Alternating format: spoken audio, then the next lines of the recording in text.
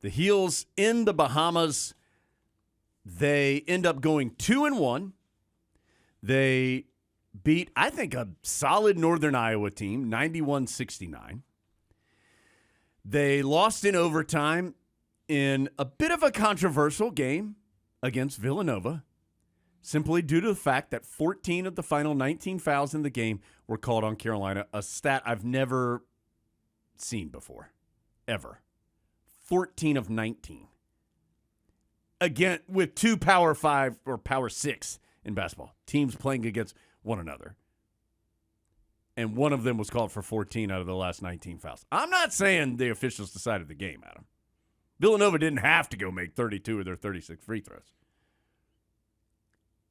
That's a lot of fouls called on the Tar Heels. 3 players fouled out. One of them was Elliot Cadeau. He was barely out there. Elliot Cadeau fouled out twice in this tournament, and he seemed to be very upset the second time he fouled out. As he said, he thought he played really good defense other than the part where he fouled out. Yeah. Twice in a row. Well, he's one of the many things I want to talk about coming out of this event. And then the Tar Heels bounce back in a game. Adam, it was an incredibly important game for Carolina, and they bounced back and beat a good Arkansas team, a ranked Arkansas team, 87-72.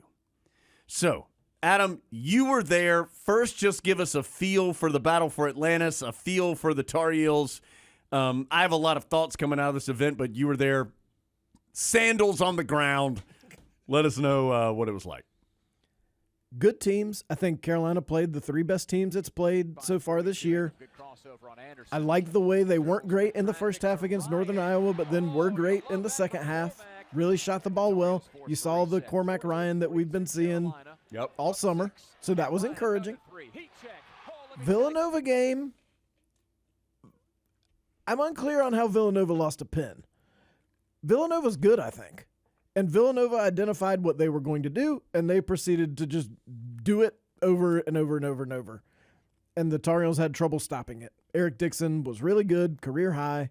Justin Moore was good enough in the second half. But with 3 guys fouling out, Carolina took the game to overtime and lost by 2. I thought Harrison Ingram made a good point after the next game, the Arkansas game, that the Tar Heels really limited Villanova defensively, other than the one thing they kept doing, and got the game into overtime with some adversity. So you can take a positive from that if you want to. I know some people say no such thing. I will also say all those things that Adam just said occurred with Baycott going 4 of 10 from the field and R.J. Davis going 8 of 22.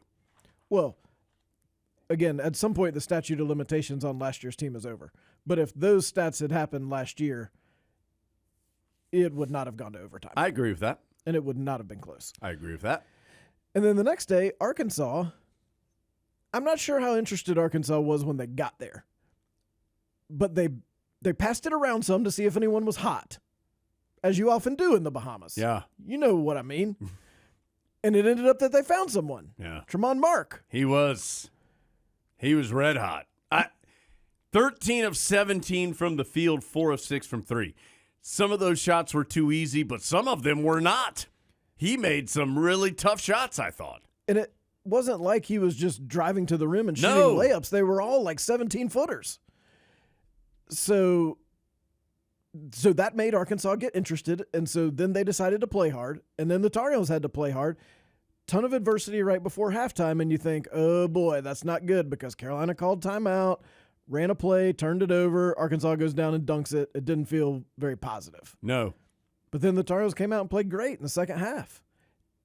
And I thought the final 10 minutes of the first half are the worst the Tar Heels have played so far this season. Talking about the Arkansas game. But then I thought the whole second half was right up there with the second half against Northern Iowa as the best the Tar Heels have played this year. So great response from them in total in the game and in that second half. And I think you play events like this for chemistry and for your team to establish some kind of identity. And I thought the Tar Heels did that in the Arkansas game. If they need a bucket against Tennessee, they know some ways to get it other than R.J. Davis dribble around for a while and then shoot. Yeah. It's becoming a different team. It's becoming what this team is going to be. And that team showed some promise. And again, they did it without Cormac Ryan, Yeah. who is an important player in a lot of different ways, not just shooting, as Hubert Davis points out frequently. So to do it without him feels like a big win. I think Arkansas's, at minimum, they're going to be in contention to be an NCAA tournament team. Oh, at yeah. minimum. Yes. They've been to 3 straight Sweet 16s. They're good. Adam, I thought in total, I mean, again, you'd rather have won the Villanova game, obviously. I think as we saw the event play out, that was probably the championship game in reality. I think the Tar Heels and Villanova were the 2 best teams there. So obviously you'd have rather won that game. But I thought in total, a very positive week for Carolina. To your point, I think part of the positivity is that you started to see what this team really is. And to me, it's a team that played decently well to very well defensively in this event at times.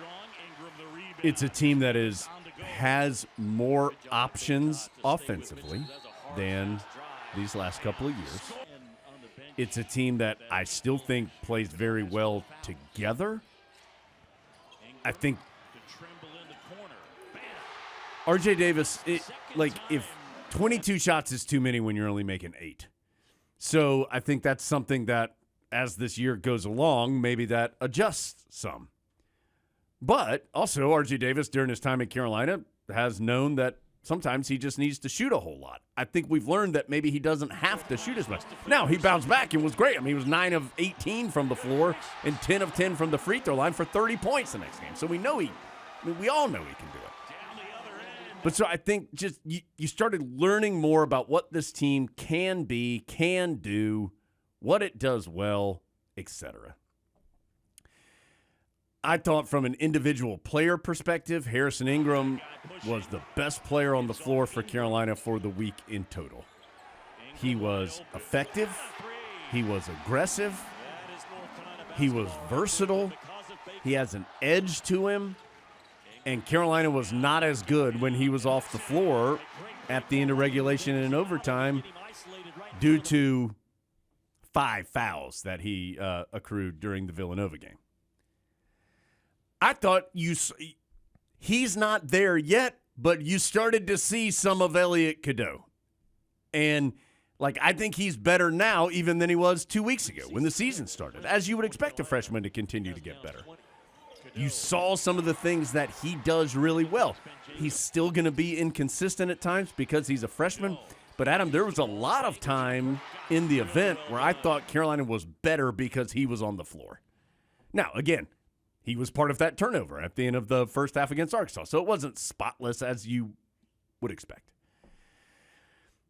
Cormac Ryan started hitting some shots. I mean, it was like by halftime of the Northern Iowa game, you thought, will the Tar Heels ever make any three-pointers? And then all of a sudden, the water got to its level because Cormac Ryan hit 3, Harrison Ingram hit 3, RJ Davis hit 2, and Cadeau hit 1 all in the second half. Now, are you going to go 9 of 13 and a half from 3 consistently? No, but you finally saw it even out some.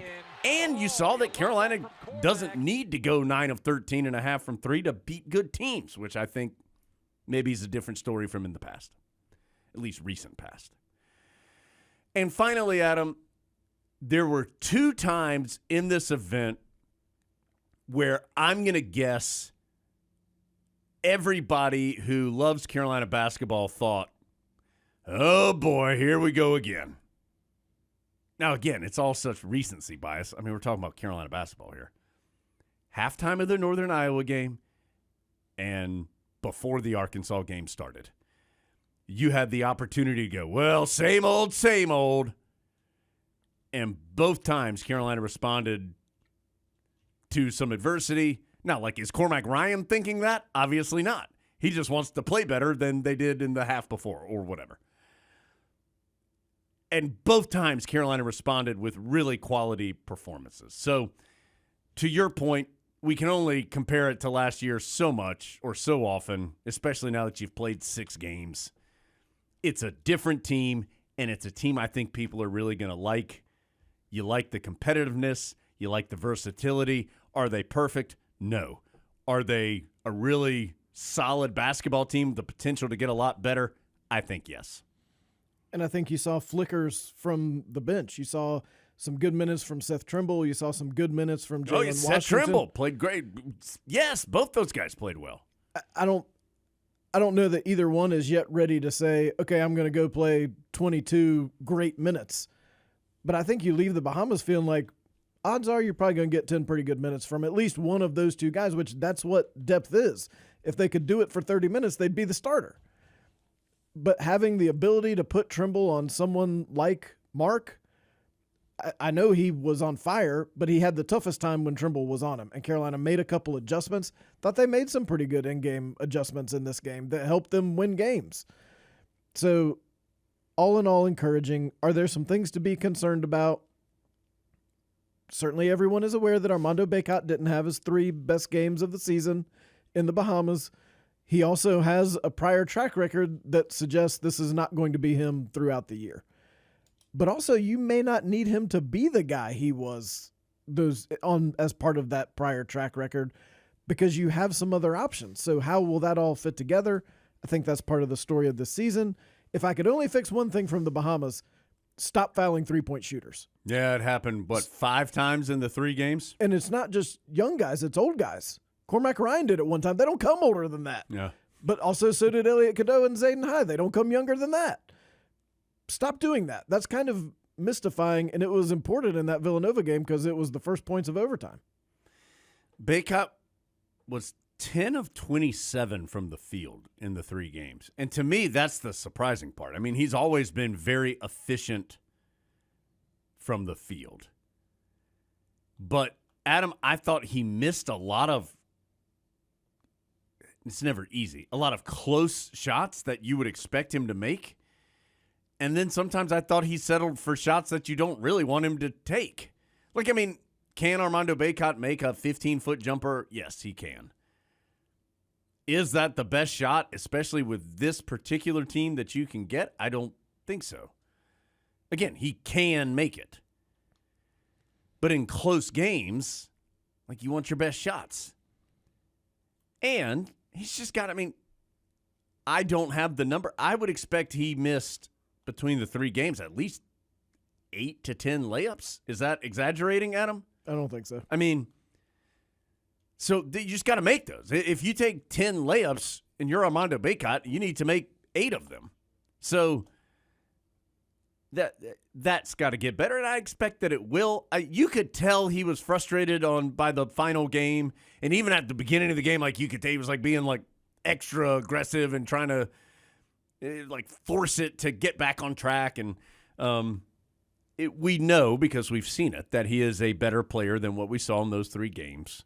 We understand that he is going to be important for the Tar Heels. And I would expect a veteran guy like him to come out and play better here during the stretch, which Carolina's going to need him to. For better or worse, our seats were on the baseline, so we had a great view of how physical it was under the basket, especially those last 2 games, Villanova and Arkansas. There was not a trip down the court that didn't include some kind of contact. And he's been so good at the free throw line, I think that's why it was a little frustrating that if the field goals aren't falling, find a way to get to the line. And there was a play in that Arkansas game where his defender, Mitchell, had 4 fouls. And instead of kind of going at him where worst case maybe shoot a couple free throws, he faded away a little. I thought that kind of summed up the weekend, missed the shot. He can be a more productive player even if the shots aren't falling. And I think when he goes back and looks at the film, a smart guy, one of the smartest guys on the team, he's going to realize that. And I don't think it's a huge concern, partially because he has the track record, but also partially because Carolina's a different team and has other ways to put it in the basket. It was comical that he didn't take 1 free throw in that game against Villanova and the Wildcats shot 36. That's comical. And I don't mean that as a negative towards Armando. I mean that as a negative that could even possibly happen. Yeah, it doesn't seem reasonable to believe Carolina, a team that wants to throw it inside. There's 53 fouls called in the game. Yeah. Not one of them involved Armando Bacot going to the free throw line. There were 103 fouls called in the Villanova and Arkansas games. 103 in 85 minutes. That's a lot of fouls. Well, and so is that the way it's going to be called all year? Right. Are we establishing a precedent, or is it like it sometimes is where we're going to call it this way all year, but then it gets to early February and conference coaches are complaining because the whistle's blowing more than once a minute and they back off a little, and then your February, March games are officiated completely different than November. Through just a stroke of good fortune, Jones, I went to the Ohio-George Washington game in the Bahamas. The Hippos. I was so mad that the George Washington mascot wasn't there because I was going to get a picture. That was one of the reasons I went. We were going to do arms crossed. That would have been pod gold right there. They weren't there. They weren't there, Jones. Have they officially changed their name? Their uniforms just said George Washington. I think they have. I'll look while you talk. So I went to that game, and that game went to double overtime, but had far fewer fouls called than any of the games at Atlantis. And it was incredible how much basketball was played and not just going to the free throw lines. Now, I understand that Ohio and George Washington perhaps a little less gifted and talented than the Tar Heels and Razorbacks, but if you'll just allow them to play basketball, which is what we all came to see, it is a little more enjoyable to watch, and it just flows so much better. That game to watch was better than the games at Atlantis. Update, Adam. I'm not sure because they refuse to address themselves as anything but GW or George Washington here. Maybe we're in the transition period. I kind of feel like we might be in the transition period where they don't want to say the C word and instead are just calling themselves George Washington or GW. You always tell me I can't say that on the pod. Yeah. Colonials. Oh, yeah. What did they end up deciding on? Revolutionaries, right? I think so. That was back in the spring and summer, Adam. Yeah. Well, I didn't know. Maybe that's why the mascot wasn't there. Maybe they haven't manufactured the revolutionary costume, and for sure you don't want to use the C costume. Yes, it is. It's revolutionaries. Yeah. That's what they chose. I'm not even sure what your mascot would be. Do you think they considered this in the name change? Perhaps. They probably did a few surveys. So all in all, Tar Heels leave 2-1 in the Bahamas and now 5-1 overall. And they have an incredibly difficult 5 games upcoming. Adam, any hilarious Bahamas stories you'd like to share with us? Well, we talked about this a little bit on last Tuesday's show, but I did get to ride on the little tiny bus with the players, and that was fun. It's a very fun group. No quarter is given, but it's everybody all mixed together. I thought it was really cool. This isn't necessarily funny. It's just kind of makes you feel good. I thought it was really cool that Doug Wojcik coached Michigan State on Thursday night in California. That's wild. Flew overnight. I talked to him on Friday after the game. So he took a red eye, got to Nassau at around about 9:30 a.m. The Tar Heels played at 1. He was in his seat by noon. Wow. Got to see Paxson make a couple big plays late in that game, knocked down a three-pointer, and had a pretty good floor game late. I just thought that was cool. And Doug Wojcik there wearing his Carolina shirt. I mean, that I'm guessing maybe not the easiest thing for him to do, or maybe it is 20 years later. But just the fact that we can all get to that point, I thought was really cool. Yeah, wow, that's commitment. He said, keep your eyes out, said he might be here Wednesday. Oh, good. So, Adam, really, again, I think the result of the tournament kind of sums up where Carolina is right now. Not perfect, but positive and a lot to like, with understanding that there's some things that have to get better too. We'll know a lot more after these next 3 games, obviously. I mean, Carolina plays Wednesday against Tennessee, Saturday against Florida State, Tuesday against UConn. That's in the next week. They play Tennessee, Florida State, and UConn. And they just played Northern Iowa, Villanova, and Arkansas. if you go back in the big book of facts and look at some of the other December schedules, you'd be like, wow, this was a different era. And I'm talking about like 5 years ago. Yeah. Not 25 years ago. Adam, I think that brings up a good point. I think the Tar Heels got to figure out how to manage this schedule moving forward. I mean, Hubert Davis has said he wants to play in New York. He's the head coach. He has that prerogative to say that.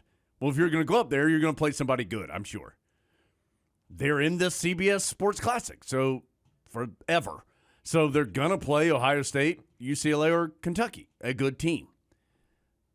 I don't know how long the Jordan Brand thing is scheduled for, but at least this year you're playing Oklahoma, who's good. I find it hard to believe that it's sustainable. And remember, they signed a home and home in Kansas. I find it hard to believe it's sustainable to keep playing schedules like Carolina had last year and this year. And you're starting to see teams do it differently. Like Duke had, I didn't even realize this. Not that Carolina's do what Duke did, but Duke like hosted its own multi-team event. And it was powerful. It was like Southern Indiana, and I know that was one, and two other teams that Duke's going to beat 99.9% of the times. I mean, it's not Stephen F. Austin or something, or Mercer, or Lehigh. But do you do something like that? You had a great idea. We were talking about this off the air. Do the Tar Heels just, I don't even want to say this out loud in case like Michigan. TM. Yeah. TM. Yeah, listen, Kentucky, we are TMing this. What if the Tar Heels just say, you know what, we're going to become the Dallas Cowboys, and we're going to play on Thanksgiving every year at home. And maybe it starts with you're playing Southern Indiana, but then after 3 or 4 years, you're playing Michigan or something. So I guess my question is, can you keep playing in these Thanksgiving tournaments while also still playing this incredible gauntlet through the first half of December? It hurt Carolina badly last year. Who knows what's going to happen this year? Certainly getting the win over Arkansas and a good Northern Iowa team and playing Villanova to overtime. I mean, all those things they are positive. Can you keep doing this, though? I think it's going to be tough. I think you have to be very careful about managing the travel. And remember, you got ACC, SEC Challenge also. Yes, that's going to happen for the foreseeable future. Tennessee's in a little bit of the same position as the Tar Heels because they played in Maui. They got to go home for a couple days, and then they're coming to Chapel Hill. That's tough. I know they're college kids, and they get to fly private and all. I promise it's tough. Like, you get tired. Even in these 3 games and 3-day tournaments, you get tired by the last day. I wasn't even playing, and I was tired. Yeah. I wasn't doing anything. You know Harrison Ingram's tired, but if he doesn't make his free throws, everybody goes, oh, he's not focused. He might be tired. So, but there's 2 wild cards here. Number 1, you basically have to play wherever TV tells you to play, where and when. And if they tell you you're going to play on a Thanksgiving tournament, you're going to play. Now, the only one Carolina has on the books right now is Maui next year. What if you just went to Maui once every 4 years and the other 3 years you did something different? Or at least, I think it at least has to be talked about. Could you do Maui, play the Carolina Insider Pod Classic, then Bahamas? It'd be the Tar Heels, George Washington, whoever Mike Bray is coaching, Yeah. we can't have Tony Bennett, a conference opponent. Yeah. So then Bahamas, then Carolina Insider Pod Classic. That would be your 4-year rotation. So, could that be a way to head that way? I'm not sure how much Hubert Davis loves playing in the Bahamas. So we'll see. But the other wild card is, do you need these tough games once you add Stanford, Cal, and SMU to the conference and they water down your conference schedule? Okay. I don't disagree with that point. But you don't think if Carolina played Tennessee, UConn, Kentucky, and Oklahoma, you don't think that's enough? And they've got Kansas? You don't think that's enough? Right. Like, at some point, it's enough. And so I think it's worth exploring. Well, and here's the problem. If you play all those teams you just said but don't win, then everybody goes, oh, well, you didn't win. They don't care that you went from Portland to Indiana Right. and were barely awake and Indiana boat raced you. They don't care. All they know, oh, well, you lost. It's just like if Carolina had lost to Arkansas. Nobody cares Cormac Ryan didn't play. Right. So it's a very fine line between you want to have a strong schedule, but there have to be teams you can beat because you have to have wins. Mm-hmm.